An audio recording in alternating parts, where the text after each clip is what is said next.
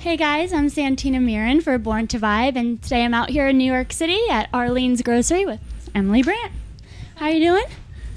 I'm good. How are you? I'm good, thank you. This is your first time headlining in New York City, so I'm so excited to be here for this. This is so fun. Yeah, thank you for coming out. Of course. My first time at the venue as well, so it's a real treat for me too. Awesome. We're in this together. Totally in this together. Girls gotta stick together, right? Hell yeah. So, I have to be honest, I discovered you from Illenium, your song with Illenium, Lost, and he's my favorite DJ producer. I think his music is incredible, and when I heard your vocals on his song, or your song together, I had to know more about about who you were as an artist and everything.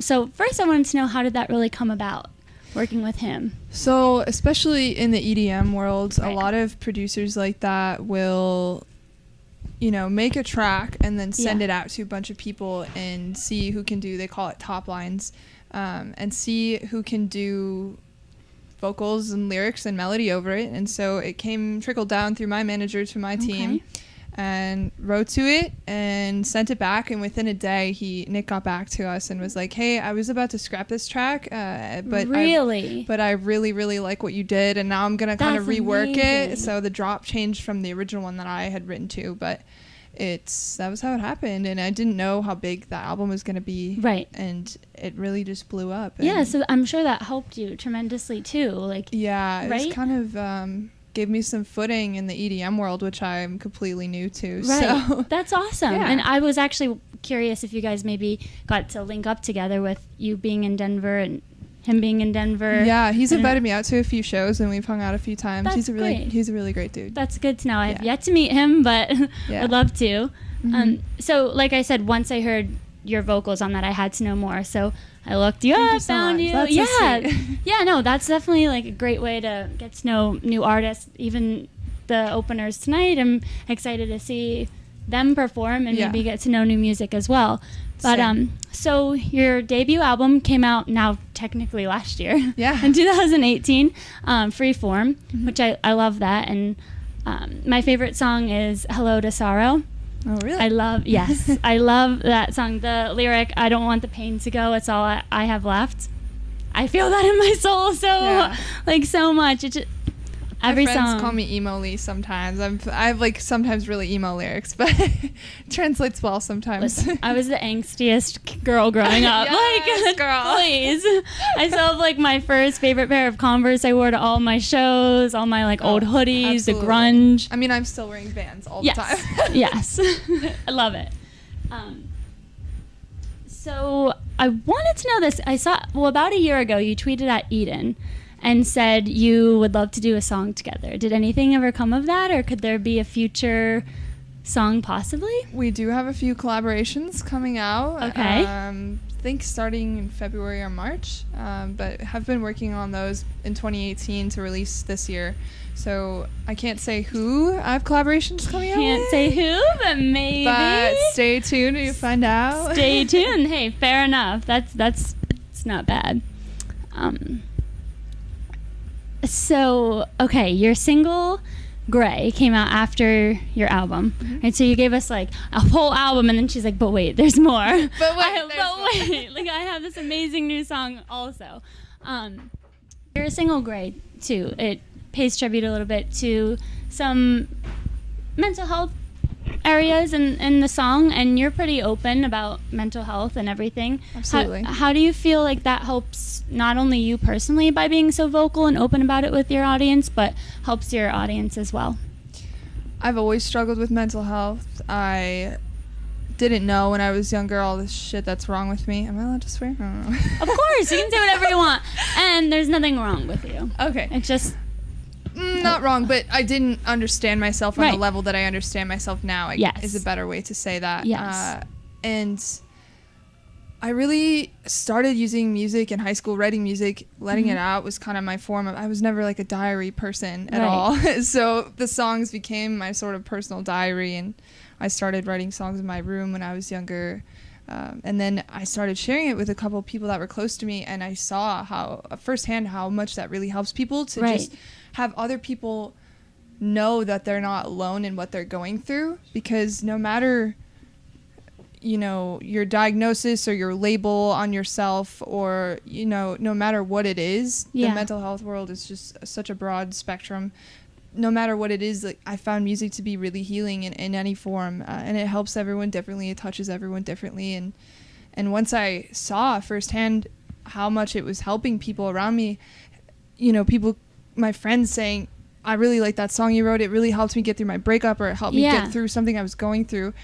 I got addicted to helping people in that way. How rewarding that feeling was. It feels super good to so Gray kind of came out. I was in a really dark place last year I'm always in a dark place, but I feel you. Emo-ly life. Yeah, the angst life doesn't leave you. I just remember I was really depressing, like lonely, sitting in my apartment in Denver, and I just sat there and I wrote Gray on my acoustic guitar in like 10 minutes. And like every artist I talk to, their songs that are really staple songs come out super quickly, just like flows out. Yeah. Or some of them I'll just come back to later. But that always amazes me so much. It's such a powerful song. And it's like, oh, came out of me in 10 minutes. Like, that's so beautiful. It just had to come out. Yeah, of course.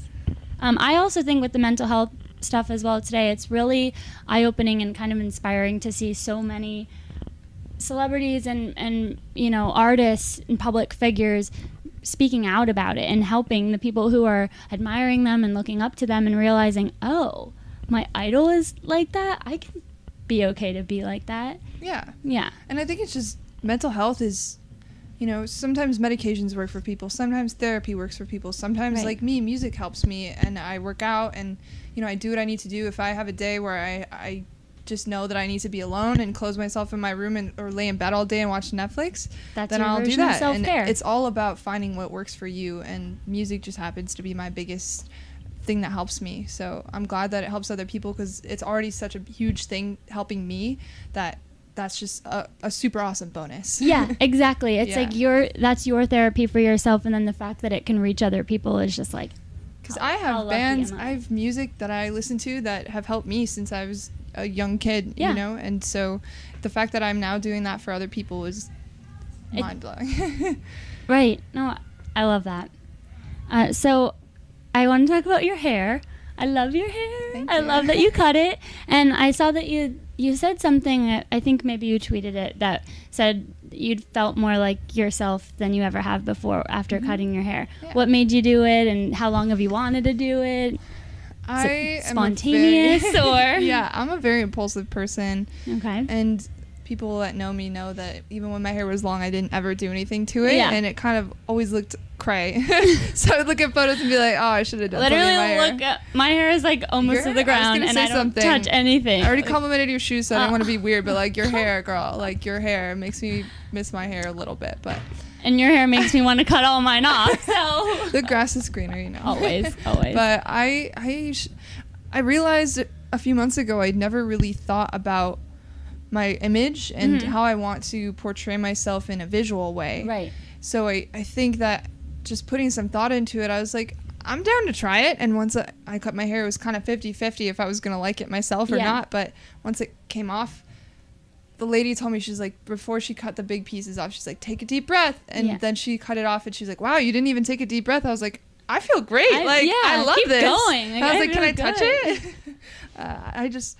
I started putting more thought into my, you know, expression visually lately and how I portray myself. So when you say that too, it makes me think of maybe like music videos and stuff, because to my knowledge, I don't think you have any out, or do you? You do? Okay. I have a couple out. Okay. I haven't gotten to see any of those yet. But yeah. But so is that something more that you're trying to do visually with more music videos and everything, and have a different style? And the music industry is it's a wide range of things, because not only do I sing and write songs and play instruments, I suddenly have to have, especially in this day and age, an online presence and an image, and I mean everyone almost like a whole brand. It's a whole it's a whole thing, and you know, I'm still pretty new to all this, so like I said, I just started putting thought into that, and I was like, I mean, I've always been okay with how I look, but how can I, you know, your body is your temple, and right. how I want to decorate it is more important than I used to think. Well, I know you said too before that you're just sort of getting into the EDM community a little bit and everything, but you remind me, I'm not sure if you know her, Alice in Wonderland. Mm-hmm. You remind me a bit about her, just with how your online presence is, and you're very candid and vocal and honest in yourself, and I think that people really resonate with that and gravitate towards that, because people aren't stupid, and you can feel when someone's phony or not really out for your best interests, and whenever you're just showing your most authentic self online, I think people really gravitate towards that, because that's what everyone is trying to do. Yeah, everyone wants to just be able to be themselves, so when you can connect to somebody else being themselves, it's pretty rewarding feeling. Yeah, and that also goes for I want to be an example for other people to be open about their mental health if they feel like that would help them, or dress how they want to dress, or look how they want to look, or cut their hair the way they want to cut their hair. I want to set an example and show people that just be confident being you, because you, like you said, you just told me, you just instilled that in me, that people appreciate that. Yeah. And it's rare a little bit sometimes in the music industry for people to be so candid. And she's on a pretty grand scale, and she's like all the time, she talks about mental health all the time, and it's just like, it's so nice to be able to see that somebody is that big and that famous or whatever can still be so human and just like so raw, to the people who care about them. So exactly, you remind me a lot of her. I love it. Thank you. That's a huge compliment. I want to talk about a little bit about your sobriety journey. You've shared how many days sober are you today? I stopped counting. Okay, well that's cool. I'm in the 40s. That's awesome. So it's like so many I can't even keep track anymore. Yeah, after a while I was like, okay, I think I got this. Cool. But it's just alcohol, right? Days. Like we still just alcohol. Yeah. So I just kind of start somewhere. Our natural growing flower friendly. Yeah, we're good there. Yeah. Okay. Yeah, that's awesome. I use marijuana to help me on like days where I'm feeling just like yeah, it just helps me relax. So I think of that as more medicinal, but alcohol has never been medicinal for me, and I don't think anyone else in a good way. Right. And it's something that I'm kind of surrounded by all the time. Mm-hmm. I mean, in our society, we lean a lot on that, and to each his own. But for me, I just saw after a while, I didn't enjoy it anymore. It just felt like a poison in my body. So it literally is. I feel so much better, and I feel like I use that as a coping mechanism to get past social anxiety or just anxiety in general, or just have a hard day, come home, look forward to a glass or a bottle of wine, or Yeah. But I realized that I wasn't really, I was kind of just using it as a vice and as a way to hide from some of my problems that I have, that I struggle with. So I just decided to cut that out, and I did it before the new year. It could have waited till the new year, but I was like, now's a better time than any. Yeah, you don't need a new year to Today's the new day. Okay, that's good enough. Right, good enough. And I'm sure that's gonna impact your music and your writing a lot too, because like you said, if you're using it sort of as a way to hide, it's kind of like it's time to face what you were hiding from, and I'm sure you're going to use your music as your outlet. So absolutely, that's amazing. Well, like you said, it's a new year, so we're freshly into 2019. What's next for you? I know you already mentioned a couple collabs in the works and stuff, but anything else that few releases with like other producers collaborating, a couple singles. Great, can't wait. Couple shows, lots of shows. Gonna announce in a few months. Okay, so I'm sure you'll see me again. Yeah, just gonna keep doing it.